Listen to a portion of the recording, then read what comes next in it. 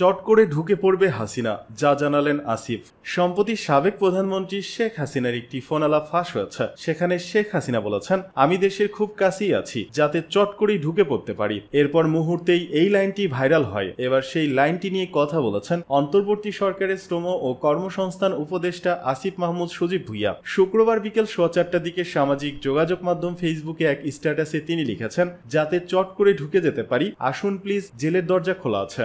এর আগে আসিফ মাহমুদ 5 আগস্টকে স্মরণ করে সামাজিক যোগাযোগ মাধ্যম ফেসবুকে একটি স্ট্যাটাস দেন। বৃহস্পতিবার দুপুরে 1টার দিকে এই স্ট্যাটাস দেন তিনি। ফেসবুক স্ট্যাটাসে তিনি লেখেন, পরিস্থিতি পর্যালোচনায় এক জরুরি সিদ্ধান্তে আমাদের মার্চ টু ঢাকা কর্মসূচি 6 আগস্ট থেকে পরিবর্তন করে 5 আগস্ট করা হলো। অর্থাৎ আগামীকালই সারা দেশের ছাত্র জনতাকে ঢাকার উদ্দেশ্যে যাত্রা করার আহ্বান জানাচ্ছি। অতঃপর রক্তপথ পাড়ি দিয়ে বুলেটের ভয়কে পাশ কাটিয়ে সহস্র শহীদের আত্মত্যাগের বিনিময়ে আজকের এই স্বাধীনতা। উল্লেখ্য, গত জুলাইয়ের শুরুতে বৈষম্য বিরোধী ছাত্র আন্দোলনের ব্যানারে সরকারি চাকরিতে কোটা সংস্কারে আন্দোলনের নামে শিক্ষার্থীরা এই আন্দোলন দমনে ছাত্রলীগ সহ তৎকালীন ক্ষমতাসীন আওয়ামী লীগের বিভিন্ন সংগঠন ও আইন শৃঙ্খলা রক্ষাকারী বাহিনীর হামলা নির্যাতনের এক পর্যায়ে তা সরকার পতনের আন্দোলনের রূপ নেয়। কোটা সংস্কার আন্দোলন দমন করতে গুলি করে মারা হয় শিক্ষার্থী সহ বিভিন্ন পেশাজীবীদের। এক পর্যায়ে ছাত্র জনতার তুমুল আন্দোলনের মুখে 5 আগস্ট পদত্যাগ করে দেশ ছাড়েন কর্তৃত্ববাদী শেখ হাসিনা, যার মধ্য দিয়ে আওয়ামী লীগের টানা প্রায় 16 বছরের শাসন আমলের অবসান ঘটে।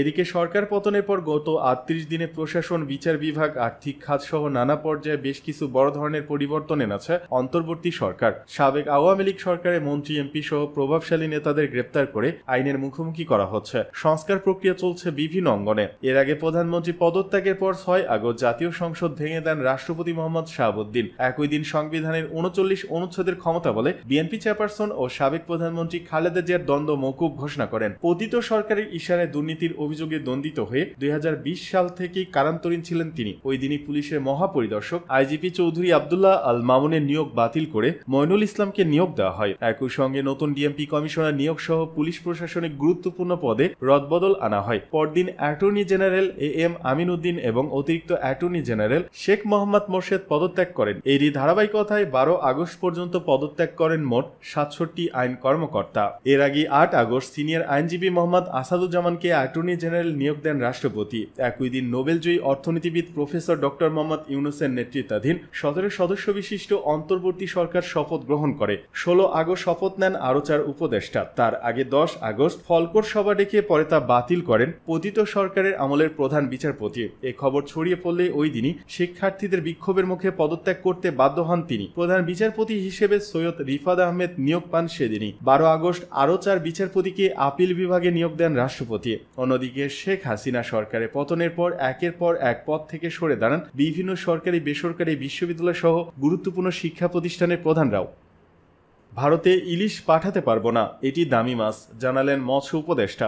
অন্তর্বর্তী সরকারে মৎস্য ও প্রাণী সম্পদ উপদেষ্টা ফরিদা আক্তার জানিয়েছেন, এবারের দুর্গোৎসবে বাংলাদেশে হিন্দু ধর্ম অবলম্বী সহ অন্যান্য নাগরিক যেন ইলিশ খেতে পারেন সেটি নিশ্চিত করা হবে।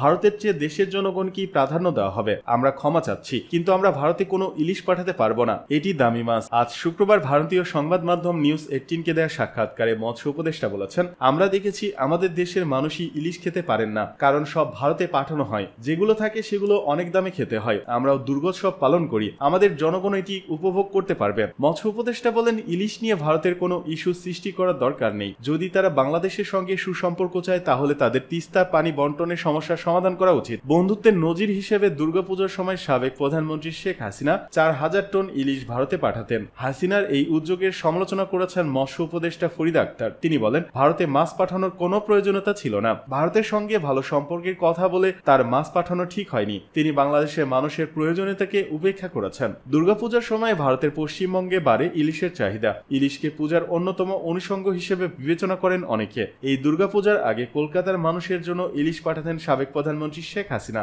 তবে এবার পূজায় পশ্চিমবঙ্গে আর ইলিশ পাঠাবে না বাংলাদেশ। এতে করে সংখ্যা দেখা দিয়েছে কলকাতায় বাড়বে ইলিশের দাম। এছাড়া বাংলাদেশের পদ্মার ইলিশের স্বাদ থেকেও বঞ্চিত হবেন তারা।